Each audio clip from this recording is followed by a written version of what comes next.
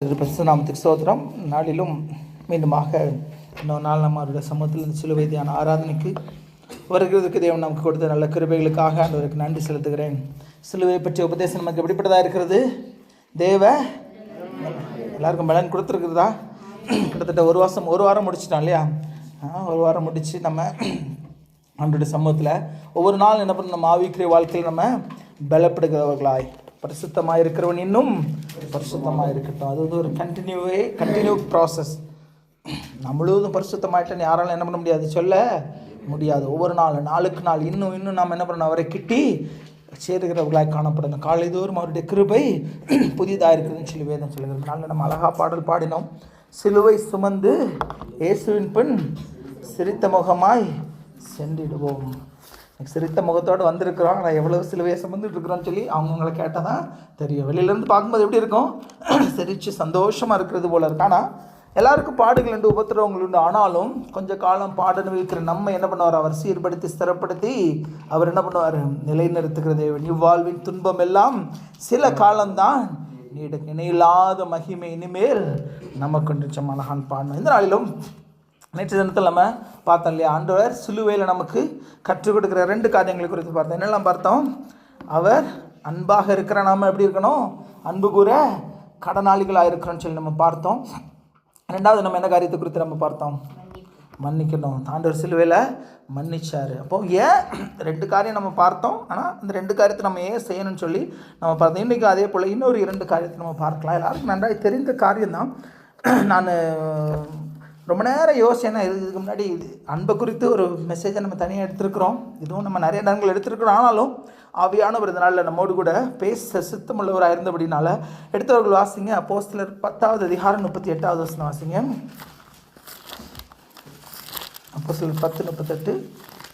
நசரேயனாகிய இயேசுவை ஆமென் தேவன் பரிசுத்த ஆவியினாலும் வல்லமையினாலும் அபிஷேகம் பண்ணினார். தேவன் அவருடனே கூட இருந்தபடினாலே அவர் நன்மை செய்கிறவராயும் பிசாசின் வல்லமையில் அகப்பட்ட யாவரையும் குணமாக்குறவராயும் சுற்றித்திருந்தார். ஆமென். ஆவியானவருக்கு ஆண்டவரை குறித்து நம்ம எல்லாருக்கும் நன்றாய் தெரியும். அவர் நேசிச்சார், மன்னிச்சார். இன்னொன்று ஒரு முக்கியமான காரியம் அவர் இடத்துல இருந்தது என்னது? அவர் நன்மை செய்கிறவராக சுற்றி திரிந்தார்.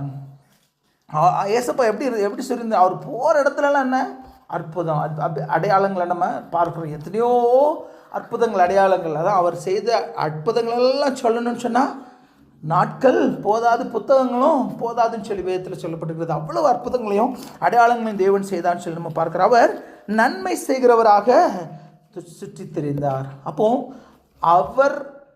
அவரை நம்ம பின்பற்றுகிற நாம எப்படிப்பட்டவர்களாக இருக்கணும்?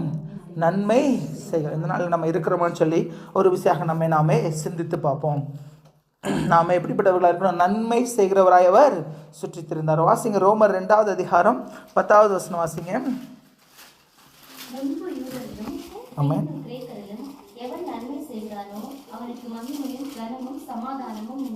ஆமென். நம்ம அநேக நேரங்களில் கனத்திற்காகவும் மகிமைக்காகவும் நம்ம அநேக நேரங்களில் ஓடுகிறவர்களாய் காணப்படுகிறோம். அதற்கு பின்னாடி போடுறவர்களாய் காணப்படுகிறோம். ஆனால் அந்த இடத்துல வேதம் என்ன சொல்கிறது? எவன் நன்மை செய்கிறானோ அவனுக்கு மகிமையும் கனமும் சமாதானமும் உண்டாகும். அநேக நேரங்களில் நம்ம பை ப்ராடக்டை தான் நம்ம விரும்பி ஓடுவோம் இல்லையா? முதலாவது தேவனுடைய ராஜ்யத்தை அவருடைய நீதியை தேடுங்கள், அப்பொழுது இவைகளெல்லாம் உங்களுக்கு கூட கொடுக்கப்படுகிற காரியங்களுக்காக நம்ம ஓடி நம்ம அதற்காக முட்டி மோதுவோம். ஆனால் பிரின்சிபலான தேவையான காரியத்தை என்ன பண்ணிடும்? நம்ம மறந்து போகிறவர்களாக காணப்படுவோம். மகிமையும் கனத்தையும் நம்ம சமாதானத்தையும் விரும்புகிறவர்களாக காணப்படுகிறோம். ஆனால் அந்த இடத்துல வேதம் என்ன சொல்கிறது? எவன் நன்மை செய்கிறான் அவனுக்கு மகிமையும் கனமும் சமாதானமும் உண்டாகும். அவர் நன்மை செய்கிறவராக சுற்றி திரிந்தார். நாமளும் இந்த உலகத்தில் இருக்கிற காலத்துலலாம் நம்ம எப்படிப்பட்டவர்களாக இருக்கணும்? நன்மை செய்கிறவர்களாகத்தான் இருக்கணும். நமக்கு நன்மைக்கு தீமை மற்றவர்கள் செய்தாலும் நம்ம என்ன பண்ணணும்? தீமைக்கு நன்மை தான் செய்யணும். நம்ம தீமை செய்து பாட அனுபவிப்பதை காட்டிலும் நன்மை செய்து பாட அனுபவிப்பது தேவனுக்கு எப்படியா இருக்கிறதா? அது பிரீதியாக இருக்கிறதுன்னு சொல்லி வேதம் சொல்லுகிறது. நாம் அதற்காகத்தான் நம்ம என்ன பண்ணியிருக்கிறோம்? இதற்காகவே நீங்கள் அழைக்கப்பட்டும் இருக்கிறீர்கள்னு சொல்லி வேதம் சொல்லுகிறது. அதனால் தேவன் இந்த நாளில் நமக்கு கற்றுக் கொடுக்கிறதான காரியம் நன்மை செய்கிறவர்களாக நம்ம என்ன பண்ணணும்? சுற்றித் திரிகிறவர்களாக காணப்படணும். இன்னொரு வசனத்தை கூட வாசிக்கலாம். கலாத்தியர் 6வது அதிகாரம் 9வது வசனம் வாசிங்க.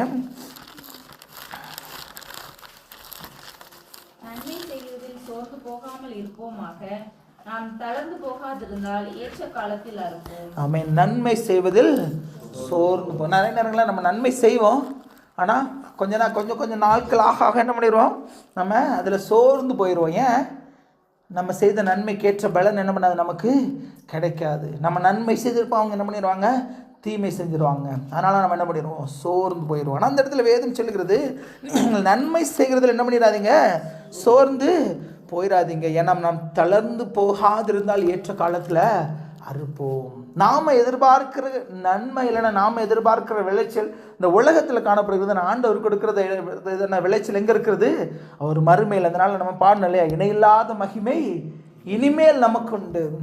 அதனால் நம்ம என்ன பண்ணணும், நன்மை செய்கிறதுல சோர்ந்து போகாமல் இருப்போமாக. நாம் தளர்ந்து போகாதிருந்தால் ஏற்ற காலத்தில் நம்ம அறுக்கிறோம்னு சொல்லி நம்ம வேத வசனம் சொல்லுகிறது. இன்னொரு வசனத்தோட வாசிக்கலாம். எபிரேயர் 13வது அதிகாரம் 16வது வசனம் வாசிங்க. அன்றியும் நன்மை செய்யவும் தர்மம் பண்ணவும் மறவாதிருங்கள், இப்படிப்பட்ட பலிகளின் மேல் தேவன் பிரியமாயிருக்கிறார். ஆமென். நம்ம அநேக நேரங்களிலும் ஸ்தோத்திர பலிகளில், துதி பலிகளில் பிரியப்படுகிற தேவன். இந்த இடத்துல என்ன சொல்லப்பட்டிருக்கிறது, நன்மை செய்யவும் தான தர்மம் பண்ணவும் மறவாதிருங்கள். நாம் நன்மை செஞ்சோன்னு சொன்னால் அது எப்படியா, அது நாம் தேவனுக்கு ஏற்கிற பலின்னு சொல்லப்பட்டிருக்கிறது. ஒரு ஆட்டையோ ஒரு மாட்டையோ வெட்டுறது அல்ல. நம்ம மற்றவர்களுக்கு நன்மை செய்யும்போது, நம்ம தானம் தர்மம் செய்யும்போது அது எப்படிப்பட்டதாக இருக்கிறது, இப்படிப்பட்ட பலிகளின் மேல் தேவன் பிரியமாயிருக்கிறார். அவர் பிரியமாயிருக்கிற காரியத்தை நம்ம செய்கிறதுக்கு நம்ம என்ன பண்ணணும், ஆயத்தமுள்ளவர்களாய் காணப்படணும். இன்னொரு வசனத்துக்கு வாசிக்கலாம். யாக்கோபு 4வது அதிகாரம் 17வது வசனம் வாசிங்க. ஆமென். ஆமென். நன்மை செய்யணும். நன்மை செஞ்சால் கனமும் மகிமையும் சமாதானமும் உண்டாகும். ஏற்ற காலத்தில் நம்ம என்ன பண்ணுவோம், அறுப்போம். ஆனால் நன்மை செய்ய அறிந்தவனாயிருந்தும் அதை செய்யாமல் போனால் அது அவனுக்கு பாவமாக இருக்கும். ஒருத்தருக்கு ஒரு நன்மை தேவைப்படுது, இல்லை ஒருத்தருக்கு ஒரு காரியம் தேவைப்படுது, அந்த காரியத்தை குறித்து எனக்கு தெரியும், ஆனால் நான் என்ன பண்ண மாட்டேன், அதை செய்ய மாட்டேன், அதை சொல்லிக் கொடுக்க மாட்டேன், இல்லை அதில் நான் உதவி செய்ய மாட்டேன் அப்படின்னா என்ன வேதம் சொல்லுகிறது, அது அவனுக்கு பாவமாக இருக்கும். அவசியம் இல்லையல்ல, நான் செஞ்சுதான் ஆகணும்னு அவசியம் இருக்கா, இல்லை. ஆனால் ஆண்டவர் என்ன சொல்கிறாரு, இல்லை, நன்மை செய்ய அறிந்தவனாக இருந்தும் அதை அவனுக்கு செய்யாமற் போனால் அது என்ன ஆகும், அவனுக்கு அது பாவமாக இருக்கும். அதனால் அவர் எப்படி நன்மை செய்கிறவராய் சுற்றி திரிந்தாரோ அதே போல் நாம் எப்படிப்பட்டவர்களாக இருக்கணும், நன்மை செய்கிறவர்களாய் சுற்றி திரின்னு சொல்லி வேதம் சொல்லுகிறது. இன்னொரு வசனத்தை கூட வாசிக்கலாம். 3 யோவான் 1வது அதிகாரம் 11வது வசனம் வாசிங்க. பிரியமானவனே, நீ தீமையானதை பின்பற்றாமல் நன்மையானதை பின்பற்று. ஆமென். நன்மை செய்கிறவன் தேவனால் உண்டாயிருக்கிறான், தீமை செய்கிறவன் தேவனை காணவில்லை. ஆமென். நம்ம நேற்று தினத்தில் என்ன பார்த்தோம், அன்பில்லாதவன் தேவனை அறியான்னு சொல்லி பார்த்தோம். அந்த இடத்துல என்ன சொல்லப்பட்டிருக்கிறது, நீ தீமையானதை பின்பற்றாமல் நன்மையானதை பின்பற்று, நன்மை செய்கிறவன் தேவனால். அப்போ ஆண்டருடைய பிள்ளையான்னு சொல்லி காணணும், இல்லைனா காண்பிக்கணும்னா என்ன பண்ணணும், நாம் நன்மை செய்யணும்.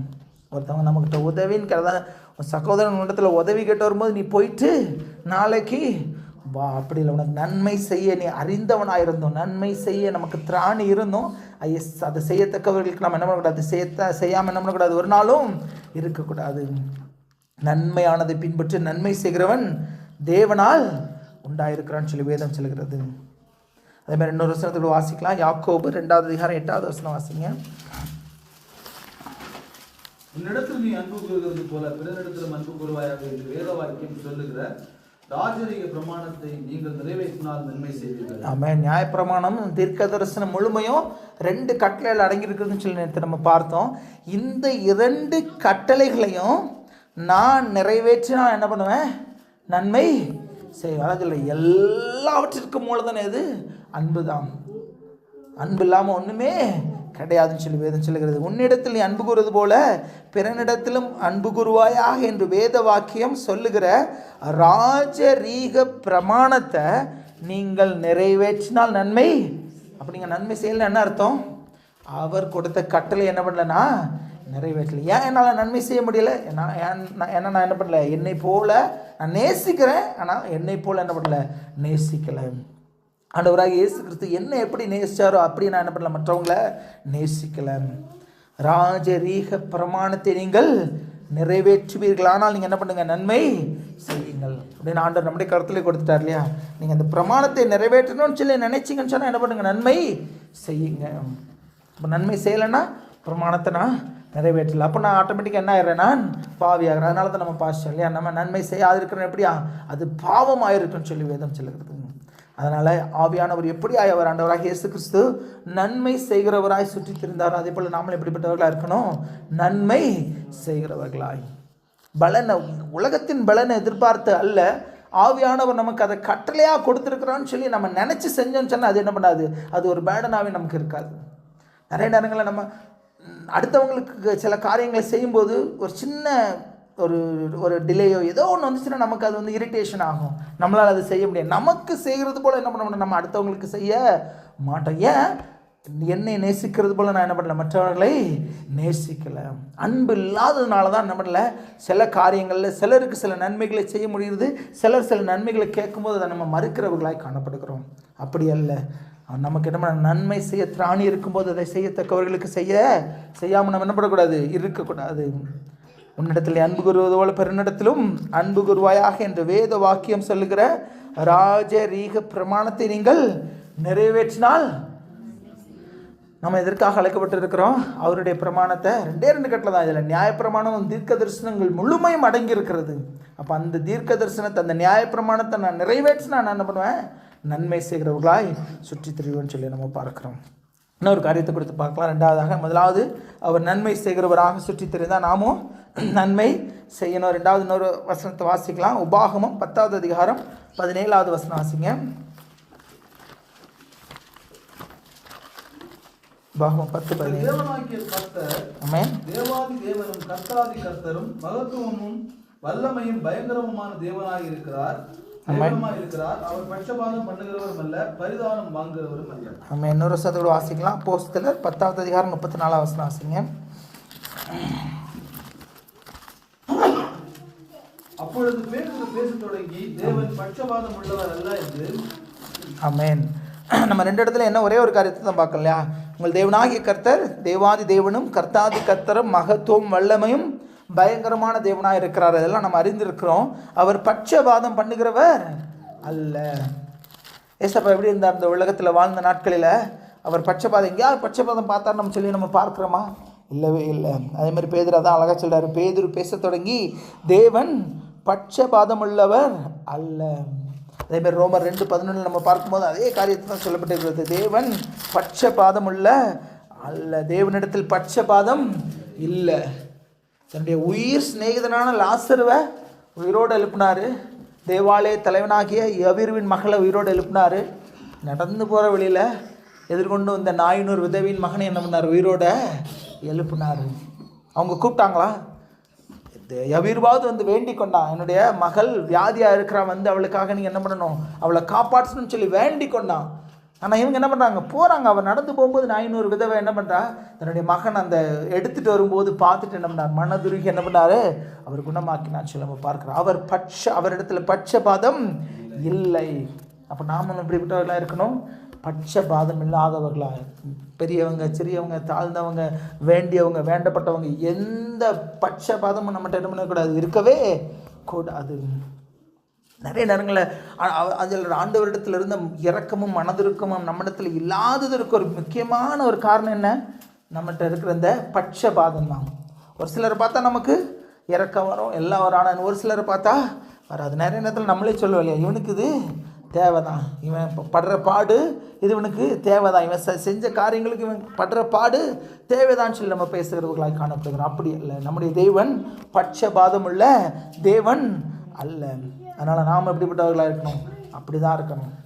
யாரையும் நம்ம ஒருத்தரை தூக்கி ஒருத்தரை குறைச்சி அப்படி இல்லை. இன்னொரு வருஷத்துக்கு வாசிக்கலாம். கொலோசியர் 3:25 வாசிங்க.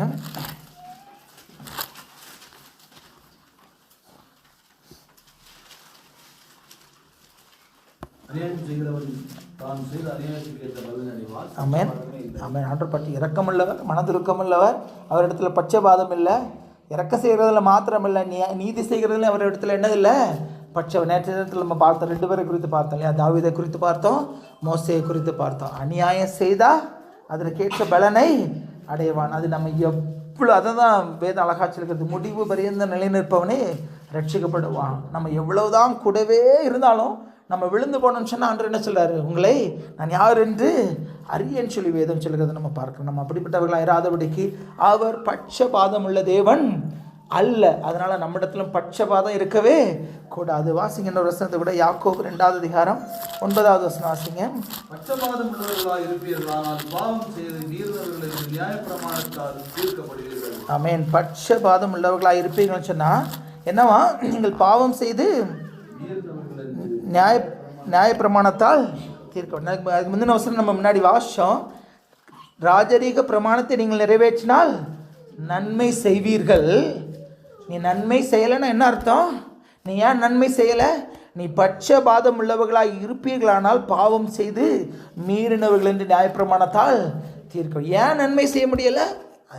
இடத்துல என்ன காணப்படுகிறது?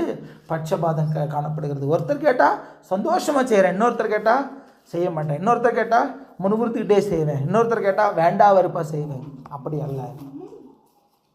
நம்ம ராஜரீக பிரமாணத்தை நம்ம நிறைவேற்றினால் நன்மை செய்வீர்கள். பட்சபாதம் உள்ளவர்களாக இருப்பீர்கள், ஆனால் பாவம் செய்து மீறினவர்கள் என்று நீங்கள் என்ன பண்ணுவீங்க? நியாயப்பிரமாணத்தால் தீர்க்கப்படுவீர்கள் சொல்லி வேதம் சொல்லுங்கள். இன்னொரு வசனத்துக்கு வாசிக்கலாம். 1 பேதுரு 1வது அதிகாரம் 17வது வசனம் வாசிக்கலாம். அன்றியும் பட்சபாதம் இல்லாமல் அவனவனுடைய கிரியைகளின்படி நியாயம் தீர்க்கிறவரை நீங்கள் பிதாவாக தொழுது கொண்டு வருகிறபடியால் இங்கே பரதேசிகளாய் சஞ்சரிக்கும் அளவும் பயத்துடனே நடந்து கொள்ளுங்கள். ஆமாம். எப்படி நடந்து கொள்ளணும்? பயத்துடனே நடந்து கொள்ளணும். ஏன்னா நம்முடைய தேவன் எப்படிப்பட்டவர்? அவர் பட்சபாதம் இல்லாமல் அவனுடைய நம்ம பார்த்தோம், அவனுக்கு நான் அளிக்கும் பலன் என்னோடு கூட வருகிறது, கிரியைக்கு பலன் உண்டு. அதனால் எப்படிப்பட்டவர்களாக இருக்கணும்? நம்ம ஜாக்கிரதையுள்ளவர்களாக இருக்கணும். பட்சபாதம் உள்ளவர்களாக நம்ம இல்லாதபடிக்கு ஜாக்கிரதையுள்ளவர்களாக இருக்கணும். இப்போ மொத்தம் நம்ம எத்தனை காரியங்கள் பார்த்துருக்குறோம்? அன்பு செய்யணும், மன்னிக்கணும், அவர் நன்மை செய்தால் நாமளும் நன்மை செய்யணும், அவர் பட்சபாதம் இல்லாதவராக இருந்தால் நாமளும் அப்படி இருக்கணும். ஏன் அப்படி செய்யணும்? கிரியைக்கு பலன் உண்டு. 2வது என்ன பார்த்தோம்? அவர் தமக்கு முன் வைத்திருந்த சந்தோஷத்தின் பொருட்டு, நமக்கு முன் வைத்திருக்கிற சந்தோஷத்தை, அந்த பரம காணான நான் அடையணும்னு சொன்னால் நான் என்ன பண்ணணும்? இந்த காரியங்கள் எல்லாம் கீழ்ப்படியணும். இன்னொரு காரியத்தை நம்ம பார்க்கலாம். ஏன் நான் மன்னிக்கணும்? ஏன் நான் நேசிக்கணும்? ஏன் நான் நன்மை செய்யணும்? ஏன் நான் பட்சபாதம் பார்க்கக்கூடாது? வாசிங்க 1 பேதுரு 2வது அதிகாரம் 21வது வசனம் வாசிங்க. இதற்காக நீங்கள் அழைக்கப்பட்டிருக்கிறீர்கள். ஆமென். கிறிஸ்துவ உங்களுக்காக பாடுபட்டு நீங்கள் தம்முடைய அடிச்சுவடுகளை தொடர்ந்து வரும்படி உங்களுக்கு மாதிரியை பின்வைத்து போனார். ஆமென். ஏன் நான் அன்பு செய்யணும்? ஏன் நான் நன்மை செய்யணும்? ஏன் நான் மன்னிக்கணும்? அவர் என்ன பண்ணார்? நாம் அவருடைய அடிச்சுவடுகளை பின்பற்றும்படிக்கு அவர் நமக்கு என்ன பண்ணார்? மாதிரியை வைத்து போனார். இப்போ நம்ம இஷ்டம் போல் நம்ம வாழ்கிறதற்கு அழைக்கப்பட்டவர்கள் அல்ல. கிறிஸ்தவர்களாகி நாம் எதற்காக அழைக்கப்பட்டிருக்கிறோம்? அவருடைய அடிச்சுவடுகளை பின்பற்றும்படிக்கு உங்களுக்கு மாதிரியை வைத்து போனார். அப்போ அவர் மாதிரியை இப்படி தான் வச்சிருக்கிறார். அதனால் நான் இப்படி தான் இருந்து ஆகணும், வேறு வழி இல்லை இல்லையா? நம்ம ஒரு ப்ளூ பிரிண்ட் கொடுத்து நம்ம கையில் கொடுக்கப்பட்டிருக்கிறது. இந்த வேதாகமத்தில் ஒரு ப்ளூ பிரிண்ட் போட்டு இப்படி தான் வாழணும், இது தான் செய்யணும், அன்பு கூறி தான் ஆகணும், நன்மை செய்து தான் ஆகணும்னு சொல்லி வேதம் நம்ம கையில் கொடுக்கப்பட்டிருக்கிறது. அதனால் நாம் என்ன பண்ணணும்? அந்த மாதிரியை பின்பற்றி தான் நடக்கணும். அதற்காக தான் அவர் என்ன பண்ணார்? உலகத்தில் வந்தார் சொல்லி நம்ம பார்க்குறோம். நம்ம நிறைய இடங்களில் இப்போ நம்ம வீடுகள் கட்டுறோம். இப்போ நான் வீடு கட்டினேன், இன்ஜினியருக்கு ஒரு மாடல் போட்டு கொடுக்குறோம் இல்லையா? நான் வீட்டின் சொந்தக்காரன், நான் ஒரு மாடல் போட்டு மாடலையும் கொடுத்து காசையும் கொடுத்துட்டேன். அவர் இஷ்டத்துக்கு கட்ட முடியுமா? என்ன பண்ணுவோம்? கட்டினா என்ன பண்ணுவோம்? இல்லாத கேள்வியெல்லாம் கேட்போம். அப்போ ஆண்டவர் என்ன பண்ணார்? நம்ம இந்த உலகத்திற்கு அனுப்பி நமக்கு ஒரு மாதிரியை அவர் கொடுத்து, அவர் வைத்து, அவர் வாழ்ந்து காட்டிட்டு போயிருக்கிறார். நான் என்ன பண்ணணும்? அதை பின்பற்றி தான் நடக்கணும். அங்கோட்டி என்ன பண்ண முடியாது. ஒருவேளை இன்ஜினியர் கூட நமக்கு சில காரியங்களை அட்வைஸ் பண்ண முடியும். ஏன்னா ஒரு வீட்டு காரியத்தை எடுத்துகிட்டு நம்மளை விட அதிக நாலேஜ் உள்ளவர் அவர் நமக்கு நீங்கள் இதை எப்படி செய்யலாம், அதை எப்படி செய்யலாம்னு அட்வைஸாவது பண்ணலாம். ஆனால் நம்ம அப்படி பண்ண முடியுமா? நாம் எப்படிப்பட்டவர்களாக இருக்கிறோம்? ஞானிகளை வெட்கப்படுத்தும்படிக்கு தேவன் எப்படிப்பட்டவர்களை தெரிந்து கொண்டார்? பைத்தியமானவர்களை தெரிந்து கொண்டார். ஆனால் அவர் எப்படிப்பட்டவர்? சர்வ ஞானின்னு சொல்லி நம்ம பார்க்கிறோம். அதனால் அவரிடத்துல போயிட்டு நீ இப்படி அப்படி இல்லை, அவரை கரெக்ட் பண்ணுறதுக்கு நமக்கு ஒரு வாய்ப்பும் இல்லை. அவர் நமக்கு மாதிரியை வைத்து போயிருக்கிறார். அந்த மாதிரியை நான் பின்பற்றியே தான் ஆகணும். இன்னொரு வசனத்தை கூட வாசிக்கலாம். யோவான் எழுதின சுவிசேஷம் 13வது அதிகாரம் 14-15 வாசிங்க. நீங்கள் என்னை போதகர் என்றும் ஆமென். ஆண்டவர் என்றும் சொல்லுகிறீர்கள். ஆமென். நீங்கள் சொல்லுவது சரியே, நான் அவர்தான். ஆமென். ஆண்டவரும் போதகருமாகிய நானே உங்கள் கால்களை கழுவி உண்டானால் நீங்களும் ஒருவருடைய கால்களை ஒருவர் கழுவ கடவீர்கள். 15 வாசிங்க. நான் உங்களுக்கு செய்தது போல நீங்களும் செய்யும்படி உங்களுக்கு மாதிரியை காண்பித்தேன். என்ன பண்ணாரா? நான் உங்களுக்கு செய்யும்படி நீங்களும் செய்யணும்னு சொல்லி நான் உங்களுக்கு மாதிரியே. போதகர்னு சொல்கிறீங்க, ஆண்டவர்னு சொல்கிறீங்க, எல்லாம் உண்மைதான். ஆண்டவர் தான் சர்வ லோகா நியாயாதிபதி, எல்லாம் சரிதான். நானே உங்கள் கால்களை கழுவினேன். ஆனால் நீங்கள் என்ன பண்ணுங்க, இதே மாதிரி செய்யுங்க. அவர் என்ன பண்ணார்? நமக்கு மாதிரியை வைத்து போயிருக்கிறார். அவர் வைத்த மாதிரியை கடைபிடிக்கணும். இதனால் நிறைய அதிபுத்திசாலிகள் இருக்கிறாங்க இல்லையா, அவங்களே அவங்க இஷ்டத்துக்கு அவங்க வழியை பார்த்துக்கொள்கிறாங்க. ஆண்டவராகிய இயேசு கிறிஸ்து மாதிரியை வைத்து போயிருக்கிறார். அதை நாம் பின்பற்றும்படிக்கு தான் அவர் என்ன பண்ணார்? மாதிரியை வைத்து போயிருக்கிறார். இன்னொரு வசனத்தோட வாசிக்கலாம். அதே யோவான் 14:6 வாசிங்க. அதற்கு இயேசு, நானே வழியும் சத்தியமும் ஜீவனுமாயிருக்கிறேன், என்னாலே இல்லாமல் ஒருவனும் பிதாவினிடத்தில் வரான். ஆமென். நான் அவருடைய மாதிரியை பின்பற்ற மாட்டேன். நான் எனக்குன்னு ஒரு தண்ணி வழியை அமைச்சிக்கணும்னு சொன்னால் அமைச்சிக்கலாம். ஆனால் எங்கே போக முடியாது? பரம கானானுக்குள்ளே பிரவேசிக்க முடியாது. ஏன்னா ஆண்டவர் என்ன சொல்கிறாரு?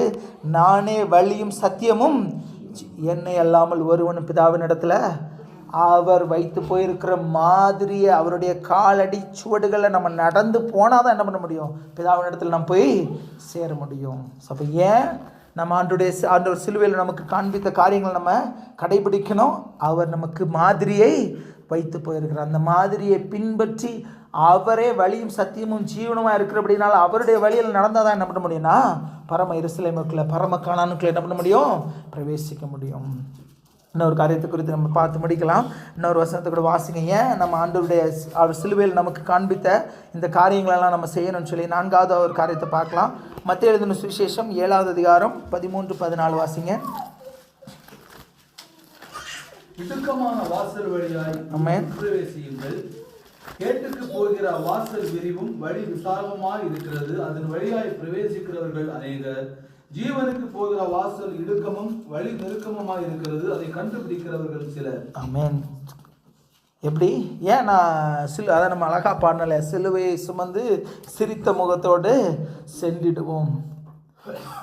ஏன் நான் இப்படி கஷ்டப்பட்டு நான் என்னை வெறுக்கிறவங்களையும் நேசிக்கணும்? எனக்கு தீமை செய்கிறவர்களுக்கு நான் நன்மை செய்யணும். என்னை மன்னிக்காதவங்களே நான் மன்னிக்கணும். ஏன்னா இடுக்கமான வாசல் வழியாக உட்பிரவேசித்தாதான் என்ன பண்ண முடியும்?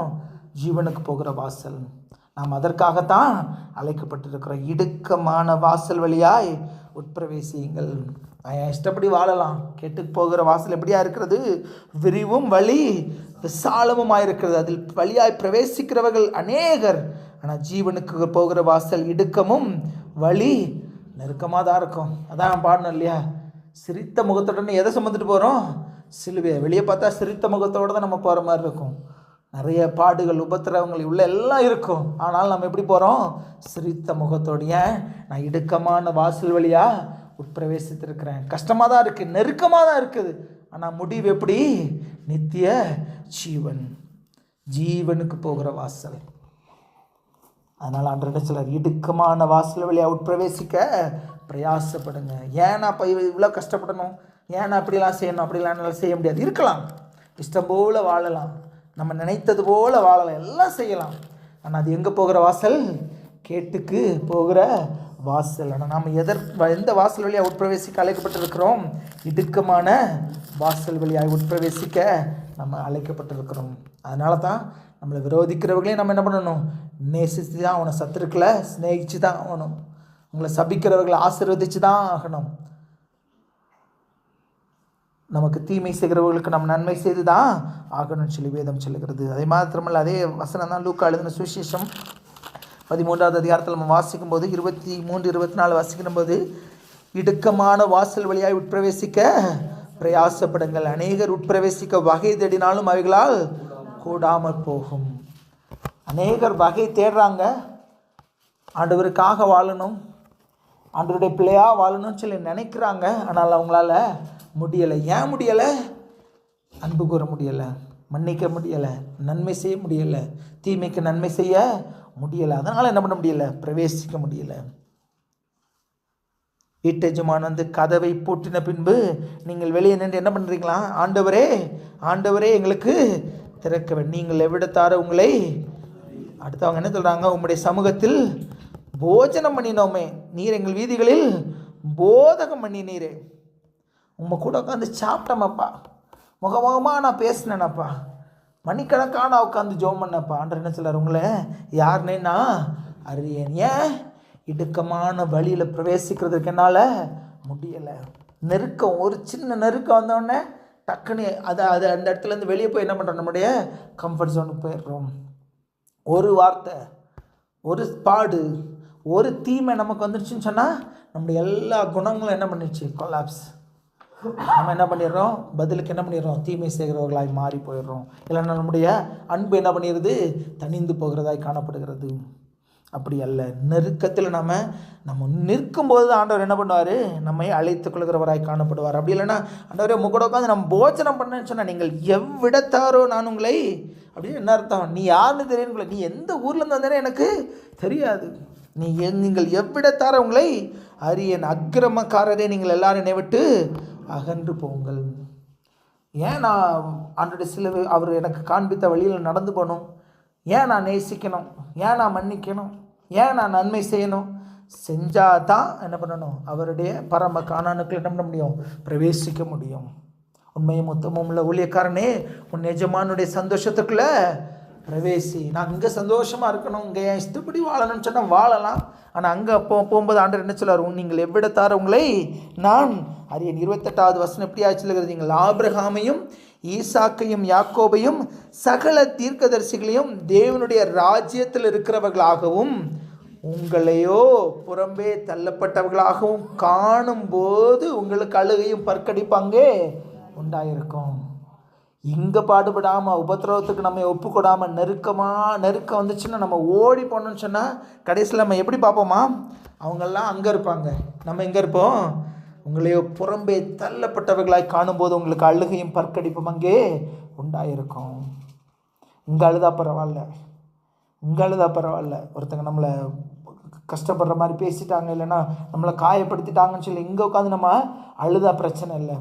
ஆனால் அதை பொறுக்க முடியாதபடிக்கு நம்ம தேவையில்லாத காரியங்களை, தீமைக்கு தீமை செய்யும்போது, நம்ம மற்றவர்களுக்கு விரோதமாக சில காரியங்களை செய்யும்போது கடைசியில் எங்கே போய் அழுக வேண்டியதாயிரும்? நம்ம தள்ளப்பட்டவர்களாய் நம்மை காணும்போது அங்கே அழுகையும் பற்கடிப்பும் உண்டாயிருக்கும். இடுக்கமான வாசல் வழியாய் பிரவேசிக்க நீங்கள் பிரயாசப்படுங்க. நெருக்கங்கள் வரும், உபத்திரவங்கள் வரும், பாடுகள் வரும். ஆனாலும் கொஞ்ச காலம் பாடு அனுபவிக்கிற நம்மை ஆண்டவர் என்ன பண்ணுவாரா? சீர்படுத்தி ஸ்திரப்படுத்தி அவர் நிலை நிறுத்துகிற தேவனாய் காணப்படுகிற. நம்ம அழகா பாடினது போல இவ்வாழ்வின் துன்பம் எல்லாம் சில காலம்தான் நீடிக்கும். நிறைய நேரங்கள் நம்ம மற்றவர்கள் நம்மளை பரியாசம் பண்ணலாம், நம்மளை நிறைய நேரங்கள் நம்முடைய பொறுமையை சோதிக்கிற மாதிரி நிறைய காரியங்களை பேசலாம். ஆனால் என்ன பண்ணாலும் என்ன பண்ணக்கூடாது? நாம் நம்முடைய பரிசுத்தத்தை என்ன பண்ணிடக்கூடாது? ஒருபோதும் இழந்து போயிடக்கூடாது. நான் அழைக்கப்பட்ட அழைப்பை ஒருபோதும் இழந்து போயிடக்கூடாது. வார்த்தைகள், நம்ம வாயின் வார்த்தைகளை ரொம்ப கவனமாக காணப்படணும். அப்படி சொல்ல, நீங்கள் எவ்விடத்தாரோ உங்களை நான் அறியேன். ஏன் ஏன் ஏன் ஏன் என்னுடைய வாயின் வார்த்தைகள், என்னுடைய கிரியைகள், என்னுடைய வெளிச்சம் அவர்களுக்கு முன்பாக பிரகாசிக்க கடவுது. நம்ம வெளிச்சம்தான் மற்றவர்களுக்கு முன்பாக பிரகாசிக்கணுமே தவிர, நம்ம ஆண்டவராக இயேசு கிறிஸ்துவை தான் வெளிப்படுத்தணுமே தவிர, என்னுடைய கோபத்தை, என்னுடைய உக்கிரத்தை நான் என்ன பண்ணிடக்கூடாது? மற்றவர்கள் முன்பாக நம்ம வெளிப்படுத்தக்கூடாது. அப்போ யாருடைய நாமம் தூஷிக்கப்படும்? அவருடைய நாமம் தூஷிக்கப்படும். அதனால தான் ஆண்டவர் சொல்கிறாரு, நம்ம எப்படிப்பட்டவர்களாக இருக்கணும்? இடுக்கமான வாசல் வழியாக பிரவேசிக்க. ஆண்டவர் என்னமோ பண்ணாங்க, என்னென்னலாமோ பண்ணாங்க. அவரை ட்ரிகர் பண்ணுறது, காரி துப்புனாங்க, அடித்தாங்க. அவனை அடித்தது யாருன்னு சொல்லு தெரியாத ஆண்டவருக்கு? தெரியாத அவருக்கு? ஒரு ஒரு ஒரு ஒரு ஒரு செகண்டு நம்ம அழகாக பார்த்தோம் இல்லையா? பேதுரு ஒருத்தருடைய காது எடுத்தோன்னு ஆண்டவர் என்ன பண்ணுவார்? அந்த காது எடுத்து ஒட்ட வைப்பார். அடித்த கையை ஒரு செகண்ட் அவர் நினச்சிருந்தானே அவரை கன்னத்தில் ஒருத்தர் அரையிறான். ஒரு செகண்ட் நினச்சிருந்தா அந்த கை தனியாக என்ன பண்ணியிருக்கலாம்? கலந்து போயிருந்திருக்கலாம். இல்லை, அடிக்கப்படுகிற ஆட்டுக்குட்டியை போல் அவர் என்ன பண்ணார்? தன் வாயை திறவாதிருந்தார். நிறைய நேரத்தில் நம்ம அப்படி தான் இருக்கணும். நிறைய நேரங்களில் நிறைய மக்கள் நம்மளை ட்ரிகர் பண்ணும்போது நம்ம என்ன பண்ணணும்? அப்படி தான் இருக்கணும். இருந்தால் நம்ம ஆத்மாவை நம்ம காத்துக்கணும். இல்லை, ட்ரிகராகி நம்ம இஷ்டத்துக்கு நம்ம பேசணும்னு சொன்னால் நம்ம முன்னாடி பார்த்தது தான். எல்லாவற்றையும் குறித்து நான் என்ன பண்ணணும், கணக்கு. அங்கே போய் நான் சொல்ல முடியும், அன்றைய அவன் என்னை கோபப்படுத்தின, அதனால நான் அப்படி பேசுகிறேன், இல்லைன்னா நான் அப்படி பேசியிருக்க மாட்டேன். இல்லை, நம்ம பேசுகிற ஒவ்வொரு காரியங்கள், நம்ம செய்கிற ஒவ்வொரு செயல்கள் எல்லாவற்றுக்கும் நம்ம எப்படி பட்டணும், கணக்கு ஒப்பிக்கிறவர்களாய் காணப்படணும். ஒரு நிமிஷம் நம்ம எல்லாரும் முழங்கால் படியிடலாமா? ஆவியான